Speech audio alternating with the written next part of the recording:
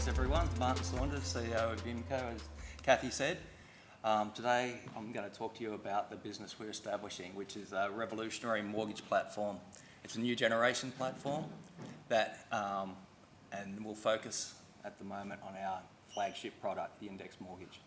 A product that was reviewed by a global strategic advisory firm, CDR, and they came to the conclusion that in the future, it'll become the norm to keep your investments in your mortgage.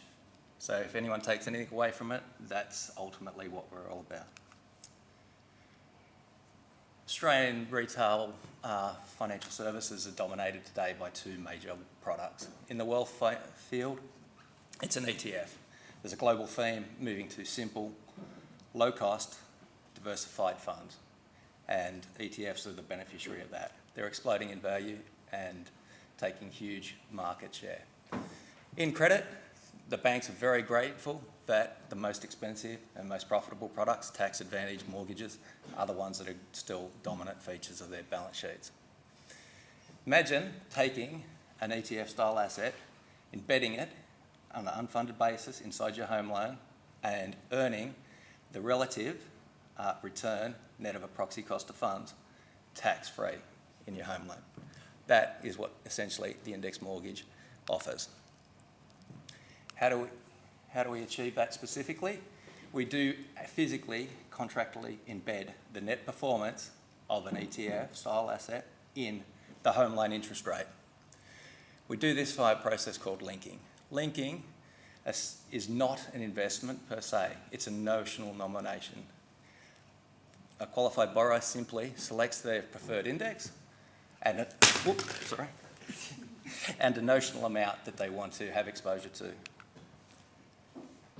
Once that's done, we establish two indexes for that notional amount.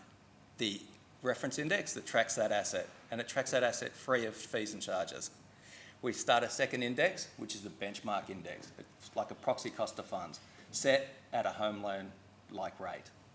That goes, these two indexes go off their separate ways, and the difference between their performance is essentially what you will save as a result of having that link on, or the increased expense of having that exposure.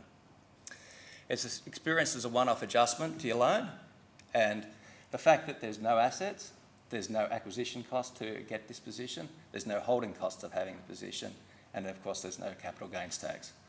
And as the benefits are received as an interest adjustment, very similar to an offset account, there is no income tax implications for it. Importantly, this is a great theory. We also have a product ruling from the ATO that demonstrates that it works.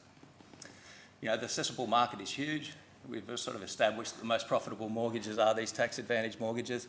ETF market is exploding. I don't know if people saw it last week, but BlackRock came out and said it's going to triple in size in Australia, and they've started a pricing war as a result of that. So combining the two in a simple, convenient package is expected to have enormous interest. You know, we've got a $250 billion accessible market for the mortgages. We've built a great team. All of us have had at least 15 years working inside organisations that have eventually enabled non-bank lenders to create and grow to the size they are at the moment. I could spend ages talking about their experience, but I guess it's suffice to say is we all are complementary to each other. We've all worked together and we've all had startup experience. My startup experience included starting up Pepper Home Loans as one of the first employees. After that, I set up my own business that was acquired by Challenger and became part of Challenge Mortgage Management. That business went on to be Australia's largest non-bank lender. We've got a great board, including Kathy, who brings similar diversity to the team. We don't see any competition in this market for some time because of the complicated back-end algorithms that we've agreed with the ATO and proprietary software that we've developed over 3 years. We've designed, developed and unit tested it, and that gives us a significant advantage over anyone trying to enter the market. You know, we're in the market to raise $900,000 on a safe note, and the safe note will be a discounted note that comes in off the back of the major capital raise, which we plan on doing in Q3.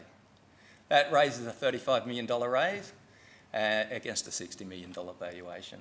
And You know, if we can achieve close to 2% of our gross markets, the business would be worth, on a PE of 8, which would be ridiculous for a company doing this, but would be worth north of $2 billion.